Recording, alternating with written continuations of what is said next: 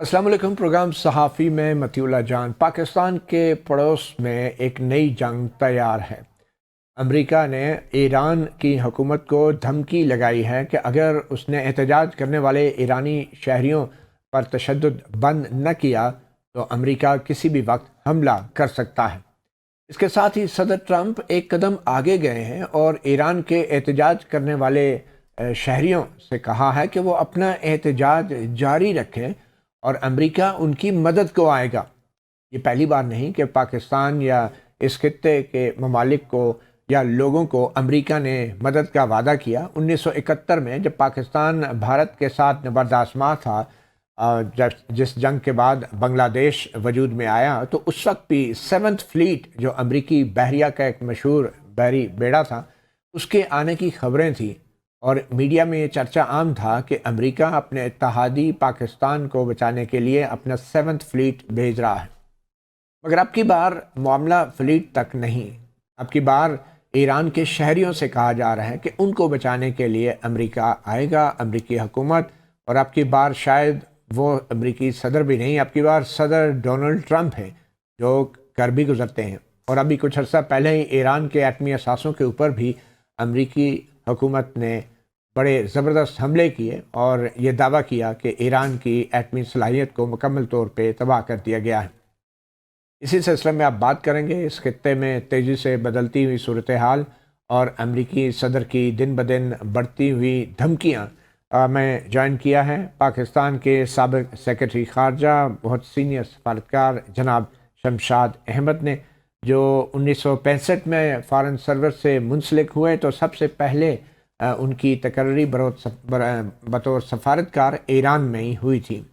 شمشاد احمد صاحب، بہت شکریہ آپ نے صحافی پروگرام کو وقت دیا۔ سب سے پہلے تو یہ بتائیں کہ اس وقت جو امریکی صدر سے بہت تیزی سے جو ہے دھمکیوں کی ایک بوچھاڑ ہے جو ایرانی حکومت کے لیے کی جا رہی ہے، کتنا امکان ہے کہ امریکہ ایران پر حملہ کرے گا؟ دیکھیے، ٹرمپ سے تو کوئی بھی چیز متوقع ہے۔ ہی از سو انٹرسٹ وردی کہ آپ کچھ بھی اس سے ایکسپیکٹ کر سکتے ہیں۔ یہ اور بات ہے کہ امریکہ میں ہو سکتا ہے کوئی لوگ ہوں ایسے، یا عوامی سطح پر جتنی مخالفت ہو رہی ہے ٹرمپ کی لڑائیوں کی، تو شاید کچھ اثر ہو جائے، لیکن لگتا نہیں ہے۔ لیکن میں کہنا یہ چاہوں گا کہ ٹرمپ کو سمجھنے کے لیے آپ گزشتہ جو اس کی 2 ٹرمز ہیں نا، 16 میں پہلی دفعہ آیا تھا یہ، اس وقت سے نظر دوڑائیے یہ کس قسم کی شخصیت ہے۔ اس کا تعلق کوئی سیاست سے نہیں ہے۔ آپ کو پتہ ہے، اس کی جو بایوگرافک سکیچ دیکھیں، یہ بنیادی طور پر ایک جوئے کا کھلاڑی ہے، جواری ہے، اور جتنے بھی لاس ویگس یا اٹلانٹک سٹی میں جوئے خانے ہیں وہ یہی بناتا ہے، یا ٹرمپ ہاؤسز یا ٹرمپ ٹاورز بناتا ہے، ہوٹل بناتا ہے، یعنی جو تفریح کے چیزیں ہوتی ہیں ان کا یہ کریٹر ہے۔ اور سیاست میں آ گیا کیونکہ سیاست میں جگہ اسی قسم کے لوگوں کی ہوتی ہے۔ ہمارے ہاں بھی یہی حال ہے، دنیا میں بھی جو لوگ ایپسٹین کے جو سکینڈل ہے اس کے ساتھ رہ چکے ہوں یا اس سے بینیفٹ کر چکے ہوں۔ مگر شمشاد صاحب، معذرت کے ساتھ ہمارے ہاں شاید حال مختلف ہے۔ یہاں پہ تو بڑے ہی شریف قسم کے فوجی عامر بھی آتے رہے ہیں، جوئے باز کو تو مدت پوری کرنے کی بھی موقع نہیں ملتا تھا ہمارے جوئے باز سیاستدانوں کو۔ اپنی اپنی چیزیں ہوتی ہیں، طریقے ہوتے ہیں۔ اوبویسلی امریکہ میں جوئے خانے جتنے ہیں وہ ایک خاص ایلیٹ قسم کی مالک ملکیت کے ہوتے ہیں۔ تو خیر میں زیادہ تفصیل میں نہیں جی جاؤں گا، یہ کہنا چاہوں گا کہ اس نے یہ جو صورت ہے نا جنگ کی آج ایران کے ساتھ، یہ پچھلے 20 سالوں سے اس میں سن رہا ہوں۔ اور یہ نیوکلیئر کوشچن پر ہی، جب حالانکہ ایران کا جو نیوکلیئر پروگرام ہے وہ امریکہ نے بنایا تھا، اس خطے میں واحد ملک تھا جس کو امریکہ نے نیوکلیئر فیسلٹیز بنا کے دی تھی رضا شاہ 50 پہلوی کے دور میں۔ اس زمانے میں۔ تو جب انقلاب آ گیا 79 میں، اس کے بعد سے کبھی امریکہ نے نیوکلیئر ایشو کو نہیں اٹھایا, کوئی ضرورت محسوس نہیں کی. مگر شمشاد صاحب اس وقت معاملہ شاید نیوکلر ایشو سے زیادہ شہریوں کا احتجاج ہے, رجیم چینج ایک ٹارگٹ ہے میں امریکہ وہی کا, کہہ رہا ہوں نا, اور بڑے یہ ساری بلیٹنٹلی چیزیں وہ احتجاج کرنے والے شہریوں سے کہہ رہا ہے کہ آپ احتجاج جاری رکھیں. بین الاقوامی بالکل. قانون اس حوالے سے کیا کہتا ہے؟ دیکھیے, بین الاقوامی قانون تو یہ مانتا ہی نہیں ہے. ٹرمپ کہتا ہے کہ میں کسی قانون کو نہیں مانتا, اور نہ یہ یونائٹڈ نیشنز کے چارٹر کو مانتا ہے. اقوام متحدہ کی کوئی 66 کے قریب تنظیمیں ہیں, آرگنائزیشنز ہیں جن کو یہ چھوڑ چکا ہے, اور بجٹ میں بھی کہتا ہے کہ میں اب کنٹریبیوشن نہیں دوں گا. تو غرض ہے کہ جو قانون والی بات ہے اور اقوام متحدہ کی یا انٹرنیشنل لا کی, وہ اس کو تو یہ تسلیم ہی نہیں کرتا. لیکن یہ جو اس پہلی ٹرم میں سوچ رہا تھا کہ میں بتا دوں کہ جو 2003 میں یہ نیوکلیئر پہلی دفعہ امریکہ نے ریز کیا تھا, لیکن اس وقت صدر دوسرا تھا. تو وہ جو سلسلہ شروع ہوا تو امریکہ کے کہنے پر ایک ڈائلاگ ہوا جس میں نیوکلیئر ڈیل نیگوشیٹ کیا گیا, جس میں 9 سال لگے. 2006 سے وہ شروع صحیح. ہوا, 2015 میں وہ نیوکلیئر ڈیل سائن ہوا تھا بٹوین ایران اینڈ 5+1. 5+ مین 5 permanent members of the security صحیح. Council Germany. تو وہ ڈیل سائن ہو گیا. تو وہ جب 15 میں سائن ہو گیا تو نیتن یاہو نے, جب یہ اقتدار میں آیا ٹرمپ پہلی ٹرم میں 2016 میں, اس نے کہا کہ میں یہ جو نیوکلیئر ڈیل ہے یہ ختم ہونا چاہیے. اس نے کہا چش. تو اس نے فوری یہ کیا, پہلا کام آتے ہی اس ڈیل کو اسکریچ کیا. اور اس کے بعد پھر اس نے دوسرا قدم جو اٹھایا وہ یہ تھا کہ جو جیروسلم ہے اس کی یعنی اس کو ریکگنائز کر دیا اسرائیل کے دار کے طور پہ, اور پھر ساتھ ہی امریکہ کی ایمبیسی کو وہاں شفٹ کر دیا. بالکل. اس نے اپنی جو وابستگی ہے اسرائیل کے ساتھ وہ اوپنلی وہ لے آیا باہر. اچھا شمشاد صاحب, یہ تو تاریخ کا حصہ ہے. سوال یہ پیدا ہوتا ہے کہ اگر امریکہ ایران پر حملہ کرتا ہے تو پاکستان پہ اس کے کیا اثرات مرتب ہوں گے؟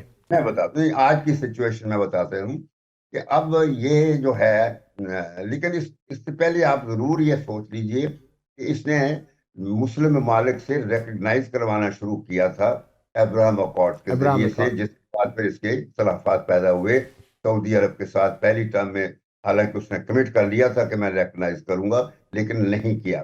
تو وہ پھر کمٹ نہ کر سکا, اس کی ٹرم ختم ہو گئی, اور نتیجہ یہ نکلا کہ جب دوسری شروع ہونے والی تھی تو پھر فلسطینیوں نے, حماس نے اسرائیل پر حملہ کیا اکتوبر 2023 میں, کہ اس سے پہلے کہ سعودی عرب یہ ٹرمپ منتخب ہو جائے, سعودی عرب کو ہم پہلی وارننگ دے دیتے ہیں کہ وہ نہ ریکگنائز کرے, اور دے سکسیڈڈ. جنگ انہوں نے چھیڑ اسرائیل پہ, اور نتیجہ ہوا کہ سعودی عرب آج تک ریکگنائز نہیں کر سکا. تو یہ سارے جھگڑے چل رہے ہیں. شمشاد صاحب, اب پاکستان کے لیے کیا ہوگا اگر خدا نہ خواستہ جنگ چھڑتی ہے پڑوس میں, تو پاکستان پہ کیا اثر پڑ سکتا ہے؟ دیکھیے وہ جو سچویشن اگر ایسی پیدا ہوتی ہے, یقیناً پاکستان کے لیے بہت سیریس سچویشن ہوگی. اس کی ایک وجہ تو یہ ہے کہ ایران کے ساتھ ہمارے تعلقات جو ہیں وہ بہت پرانے تعلقات ہیں. ہمارا لمبا بارڈر ہے, اور ہر طرح سے ہم نے جب بھی ایران کی جب بھی کوئی مصیبت آئی ہے تو ہم نے ایران کی مدد کی ہے, یا جب بھی ہمیں مصیبت پڑی ہے تو ایران نے ہماری مدد کی ہے. یہ ایک روایت رہی ہے, ان انٹرپٹڈ روایت رہی ہے. تو ابھی بھی میں یہ بتا دیتا ہوں کہ جب ٹرمپ نے حملے کیے تھے ایران پر تو ہماری ساری ہمدردیاں, ساری سپورٹ ایران کے ساتھ تھی. اور اسرائیل کے بارے میں ہماری موجودہ جو ڈسپنسیشن ہے پاکستان کی, انہوں نے موجودہ سچویشن میں ایک اچھی پالیسی رکھی ہے, تو ہم وہ پالیسی رکھ رہے ہیں. اچھا, کیا پالیسی ہے آپ کہہ رہے ہیں اچھی پالیسی ہے؟ کیا پاکستان نے ٹھوس موقف اپنایا ہے؟ کیا پاکستان نے امریکہ کے صدر کے بیانات کی مذمت کی ہے کہ آپ دوسرے ملک کے معاملے میں مداخلت کر رہے ہیں؟ نہیں, یہی تو بات ہے کہ یہ ہم میں اتنی ہمت نہیں ہے کہ ہم ٹرمپ کو یہ کہہ سکیں کہ تم یہ غلط کر رہے ہو. بس قسمتی یہی ہے کہ اب تک جتنے بھی ہمارے رابطے ہوئے ہیں, جس قسم کی ہماری وابستگی ہو گئی ہے اس ٹرمپ کے ساتھ, جتنی وہ پذیرائی دے رہا ہے ہماری لیڈرشپ کو, ہمارے مقتدر لوگوں کو, سیاستدانوں کو, اس سے تو لگتا یہی ہے کہ ہم نے اس کو کہا کہ تمہیں کھلی چھٹی ہے. یعنی جب نوبیل پرائز اس کی بات کر رہے ہیں, جس بندے نے بجائے جنگیں بند کروانے کی اس نے تو 7-8 جنگیں شروع کروا دی ہیں. تو ابھی تو یہی تو سچویشن ہے کہ یہ تو کسی طرف رکنے کا نام نہیں لے رہا ٹھیک اور ایران کو اس طرح کی یہ تڑیاں دے رہا ہے. Iranians are not going to give it. ٹھیک سر، یہ بتائیں کہ اگر ایران پہ حملہ ہوتا ہے تو پاکستان کو اس کی مذمت کرنی چاہیے؟ ایبسولوٹلی کریں گے. کرنی کیا چاہیے، کریں گے، بالکل کریں گے. تو میں ایوز تو یہ ہو سکتا ہے کہ یہ حملہ نہ کرے، یہ بھی ہو سکتا ہے. لیکن میں بات جو کرنا چاہتا تھا تاریخی تناظر میں وہ یہ کہ اس شخص کو یہ نہیں پتا کہ ایران کے ساتھ امریکہ کی یا یورپ کی جنگ کا نتیجہ کیا ہوگا اور اس کا نقصان سارا مغرب کو ہوگا. اتنا خطے کے لوگوں کو نہیں ہوگا، کیونکہ خطے کے لوگوں تک تو کوئی ایسی فیسلٹی یا جو تیل کی دولت کا کوئی فائدہ نہیں ہوا ہے سوائے خلیجی ریاستوں کے.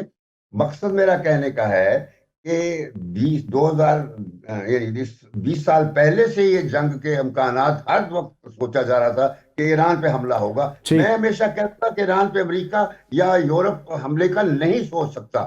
آج وہ سچویشن انفارچونیٹلی غلط ثابت ہوئی. 20 سال بعد ٹرمپ کے آنے کے بعد وہ صورت پیدا ہو رہی ہے جس میں امریکہ کڑی لگا رہا ہے ایران کو. اچھا سر، کیا روس اور چین ایران پر حملے کو روک سکتے ہیں یا اور حملے کی صورت میں کوئی رد عمل دے سکتے ہیں؟ بالکل روک سکتے ہیں. میں بتاؤں یہی چیزیں تو ہونے والی ہیں کہ جو چین ہے اس نے پہلے ہی سگنل دے دیے ہیں کہ اس کے مفادات کیونکہ بہت ڈائریکٹلی انوالو ہو جاتے ہیں نا. چین کا سارا تیل ادھر سے جاتا ہے، یہاں سے نکل کے ہرمز اسٹیٹ آف ہرمز سے لے کر پھر وہ تیل ادھر سے ہو کے جاتا ہے جو ہے ملاقہ کی طرف سے وہ تیل لیتا ہے.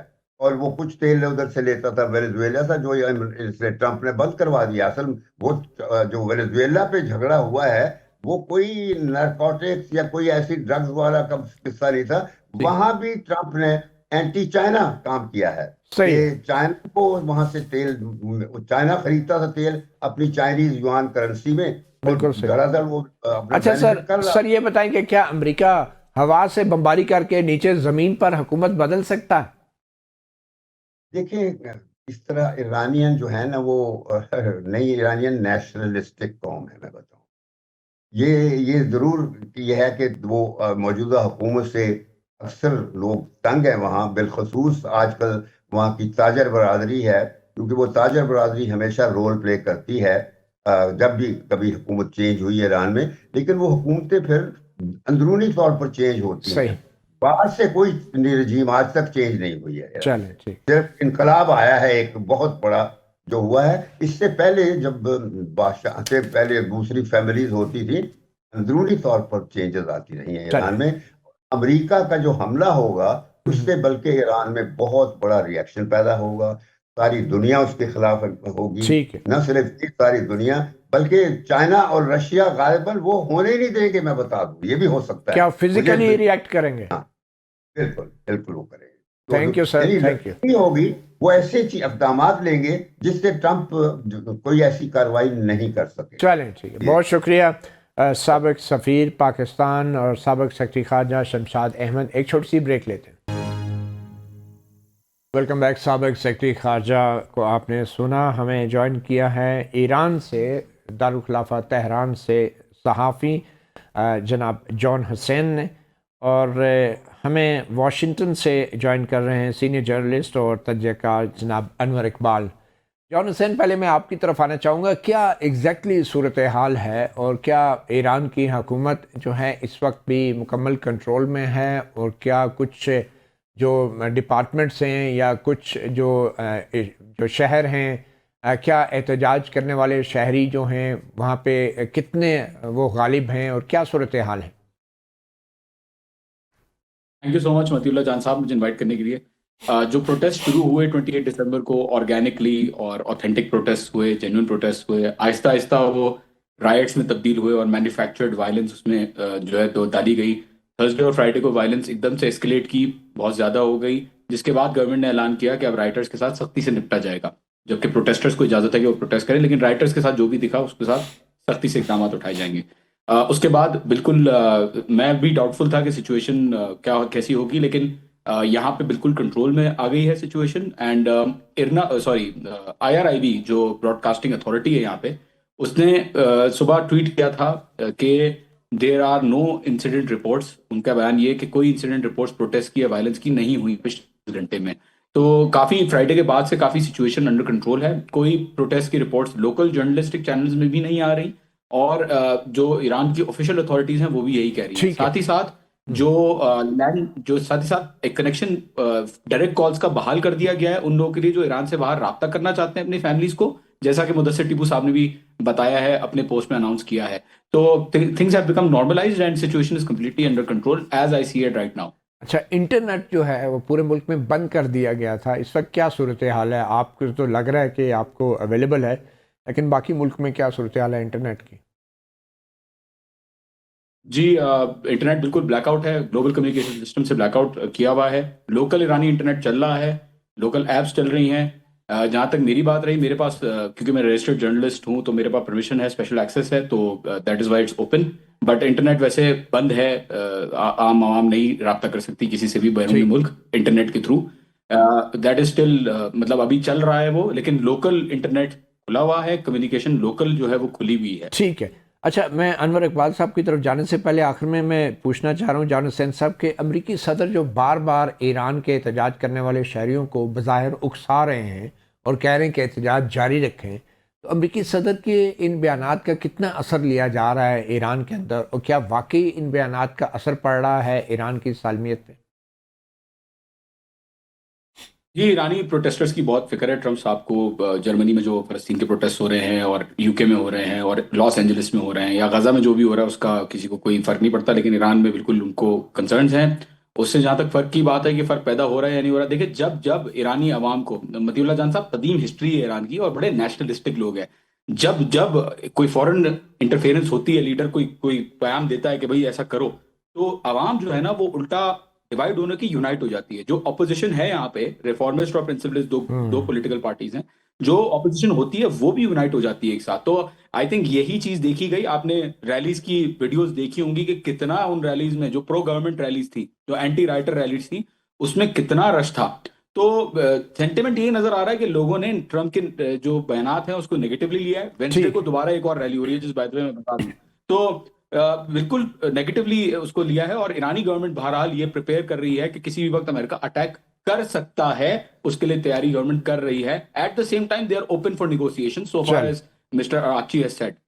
ٹھیک ہے جی. انور اقبال صاحب، کتنا سیریس ہیں صدر ٹرمپ؟ کیونکہ پاکستان بھی 1971 میں 7th فلیٹ کا انتظار کرتا رہا امریکی مدد کی، تو اب جو ٹرمپ صاحب ایران کے احتجاج کرنے والے شہریوں کو مدد کیا وعدے کر رہے ہیں، کتنے جینون ہیں، اور کیا واقعی ٹرمپ جو ہیں ایران پر حملہ کر گزریں گے؟ جی، بات یہ ہے مطیع اللہ صاحب کہ کل یہ سوال پوچھا گیا تھا وائٹ ہاؤس میں پریس سیکرٹری سے، تو انہوں نے جو اس کا جواب دیا وہی صورتحال کی وضاحت کرتی ہے بہتر طریقے سے. انہوں نے کہا کہ صدر ٹرمپ کے علاوہ کوئی نہیں جانتا کہ وہ کیا کریں گے. یہ جو ٹرمپ انتظامیہ جو ہے، وہ اب تک جتنی انتظامیہ میں کافی، مجھے 25 سال ہو گئے ان سے ڈیل کرتا رہا ہوں، ان سب سے مختلف ہے. اور یہ حقیقت ہے کہ ان کی حکومت میں بھی وہ لوگوں سے مشورے کرتے ہیں، سب کچھ کرتے ہیں، لیکن کسی کو پتہ ہی نہیں ہوتا کہ وہ کیا کرنے والے ہیں. البتہ جو گراؤنڈ سچویشن ہے اس میں سمجھتا ہوں کہ وہ اور بھی آپشنز ٹرائی کریں گے. پہلے جو مثلا یہ جو 25% ٹیرف لگایا ہے وہ ہے، اس کے علاوہ دوسرا یہ ہو سکتا ہے جو یہاں بات ہو رہی واشنگٹن میں، یہ پابندی لگا جائے کہ ایرانی جو پورٹس ہیں وہاں نہ کوئی جہاز اندر جا سکے نہ باہر آ سکے. جو بھی ایرانی پورٹ سے کوئی بھی بحری جہاز باہر نکلے گا اس کو ٹارگٹ کیا جائے گا. تو وہ شاید پہلے ان چیزوں کو ٹرائی کر کے معاشی جو مشکلات ہیں ایران کی اس میں مزید اضافہ کریں، اس کے بعد کوئی حملہ کریں. لیکن یہ تو ایک انالیسس ہے نا، لیکن ہر انالسٹ جب بھی کوئی بات کرتا ہے وہ ساتھ یہ کہتا ہے کہ صرف صدر ٹرمپ ہی جانتے ہیں کہ وہ کیا کریں گے. اچھا، رجیم چینج کرنا بظاہر مقصد ہے امریکی صدر کا، تو کیا وہ جو حملے کریں گے بقول ان کے وہ نان ملٹری ٹارگٹس ہو سکتے ہیں، تو اس سے رجیم کیسے چینج ہوگی؟ آپ کو کیا لگ رہا ہے کہ صدر ٹرمپ کے دماغ میں کیا چل رہا ہے کہ کیسے ایران کی حکومت کو گرا دیں گے؟ امریکہ میں صرف یہ نہیں ہوتا کہ صدر ٹرمپ کے دماغ میں کیا چل رہا ہے، یہاں ارد گرد کیا پریشر بلڈ اپ ہو رہا ہے وہ بڑا میٹر کرتا ہے. کانگریس میں کیا ہو رہا ہے وہ میٹر کرتا ہے. وہ ساری چیزیں الٹیمیٹلی امپیکٹ ڈالتی ہیں. آپ نے دیکھا کہ کانگریس میں وینزویلا کے بعد جو وینزویلا پہ حملے کی حمایت میں قرارداد منظور ہوئی وہ صرف 2 ووٹوں سے ہوئی، ٹھیک ہے۔ ایران کے معاملے میں زیادہ اختلافات پائے جاتے ہیں، جو سینئر ڈیموکریٹک لا میکرز ہیں، جو وپ ہیں، جو مائنورٹی پارٹیز کے جو مختلف کمیٹیز کے جو سینئر ممبرز ہیں، سب کے سب تقریباً ان کو منع کر رہے ہیں کہ آپ ایران پہ اٹیک نہ کریں۔ مسلسل بیانات آ رہے ہیں یا انٹرویوز آ رہے ہیں، ٹھیک تو وہ ہوتا ہے۔ پھر تھنک ٹینک میں جو گفتگو ہوتی ہے اس میں بھی کونسل آن فارن ریلیشنز ہے یا دوسرے صحیح ہیں، ہے، وہ سارے ایڈوائز کر رہے ہیں کہ نہ کریں۔ تو اوور آل یہاں جو صورتحال ہے وہ بالکل غیر واضح ہے۔ البتہ ٹھیک یہ احساس موجود ہے کہ الٹیمیٹلی جو ہے امریکہ بہرحال ملیٹریلی اس پوزیشن میں ہے، اگر وہ چاہے تو کوئی بھی فیصلہ جو صدر ٹرمپ کریں گے اس کو امریکی فوج امپلیمنٹ کر سکتی ہے۔ چاہے اس کا کوئی نتیجہ نکلے یا نہ نکلے۔ آخر میں یہ بتائیں انور نتیجہ اقبال صاحب، دیکھیں نا مطیع اللہ صاحب، نتیجہ ہر صورت میں امریکہ کے لیے کوئی نقصان دہ نہیں ہوگا۔ اگر آلٹرنیٹیو گورنمنٹ بن جاتی ہے ٹھیک ہے، تب بھی کوئی نقصان دہ نہیں ہوگا، اور اگر کیوس پھیل جاتا ہے، کوئی ٹھیک گورنمنٹ ہے، نہیں بنتی ٹھیک اور لیڈرشپ اگر کیپیٹیٹ کر دی جاتی ہے تو بھی امریکہ کا کوئی نقصان نہیں ہے۔ ٹھیک ہے۔ جان حسین صاحب، پاکستان کا جو رد عمل رہا ہے ابھی تک پڑوسی اسلامی برادر ملک ایران کے اوپر حملے کی دھمکیاں جو امریکہ سے آ رہی ہیں، اس کو ایران میں کیسے دیکھا جا رہا ہے؟ ایران میں دیکھیں کافی چیزیں پش پردہ ہوتی ہیں، آپ کو بھی پتہ ہے۔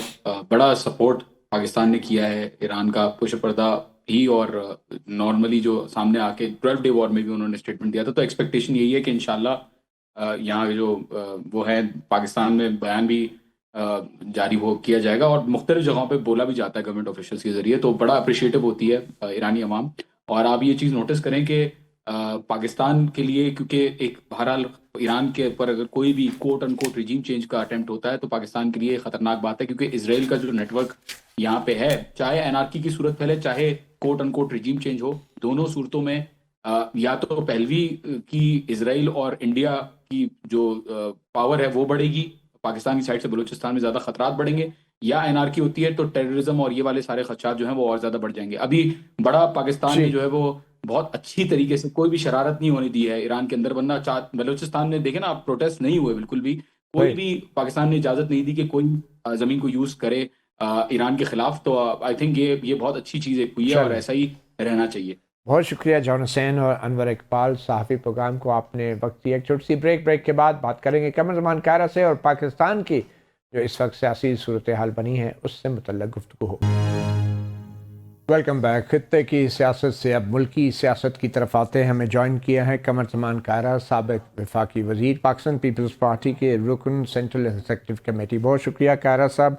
یہ بتائیں کائرہ صاحب، اپوزیشن کی سب سے بڑی جماعت پی ٹی آئی اور خیبر پختونخوا کے وزیر اعلیٰ سہیل آفریدی، سندھ میں آپ نے پیپلز پارٹی کی حکومت نے بڑا اچھا استقبال کیا اور ایک اچھی مثال قائم کی، سندھی اجرک، سندھی ٹوپی پیش کی وزیر اعلیٰ سہیل آفریدی کو۔ یہ جو پنجاب میں ان کے ساتھ ہوا، کیونکہ آپ بھی پنجاب سے ہی آپ کا تعلق ہے، تو آپ اس کو کیسے دیکھتے ہیں جو کچھ پنجاب میں سہیل آفریدی کے ساتھ ہوا؟ اس کی تفصیل تو مطیع اللہ صاحب آپ کو مسلم لیگ کے کسی بندے سے پوچھنی چاہیے، کیونکہ ان کو گلا گورنمنٹ سے ہے، اور گورنمنٹ کا ورژن خیر اس پہ بہت سارا آ چکا ہے، اور دونوں اطراف سے اس کی معذرت خواہی بھی ہوئی، جو کہ افسوسناک ہے، نہیں ہونا چاہیے تھا۔ سندھ کے اندر بڑے کھلے دل سے ان کو استقبال کیا گیا، ان کو انوائٹ کیا گیا، ان کو ویلکم کیا گیا، اور وہ خوش بھی تھے، لیکن وہاں کی ان کی قیادت کے کچھ لوگوں نے ایک ایسے ہی سین کریٹ کر کے اور اس سے ایک بیڈ ٹیسٹ کھڑا کیا، جو وہ نہ ہوتا تو اور اچھا ہوتا۔ اختلاف رائے رکھنا اپنی جگہ، سیاست میں دشمنی نہیں ہوتی، یہ بات جتنی جلدی کوئی سمجھ لے اچھا ہے۔ مگر کائرہ صاحب، سہیل آفریدی صاحب نے تو آنا تھا، جلسہ کر کے واپس چلے جانا تھا، اور جناح باغ میں جلسے کی اجازت بھی بر وقت نہیں دی گئی ان کو۔ قائد اعظم کے مزار پہ جلسے کی اجازت ان کو 5 بجے ٹائم تھا، 5 بجے دے دی گئی، 5 نہیں 5:30 لیٹر چلا گیا، کوئی جواز ہے؟ اتمام حجت یہ تو یا تو 4 دن پہلے پوچھ لیا ہوتا۔ کوئی رکاوٹ نہیں تھی کسی قسم کی، وہ حیدرآباد گئے، وہ جہاں گئے ان کو مکمل طور پہ پروٹوکول کے ساتھ لے جایا گیا، کوئی رکاوٹ نہیں تھی۔ لیکن کیا پیپلز پارٹی نے اور دیگر جماعتیں کراچی میں رات گئے تک جلسے نہیں کرتی؟ سوال یہ ہے کہ اگر آپ کو اس بات پہ قائل کیا جائے کہ آپ روڈ بلاک نہیں کریں گے، رات گئے تک کی بات تو نہیں تھی، روڈ بلاک نہیں کریں گے تاکہ لوگوں کے لیے انکنوینئنس نہ ہو، بالکل جلسے سڑکوں پہ ہوتے رہے ہیں، لیکن اگر جماعت سے اگری کرایا گیا اور سندھ گورنمنٹ نے کہا کہ آپ یہ معاملہ اس طرح کر لیں، اس سے اگری کرنے کے بعد اس پہ عمل کرنا چاہیے تھا نا۔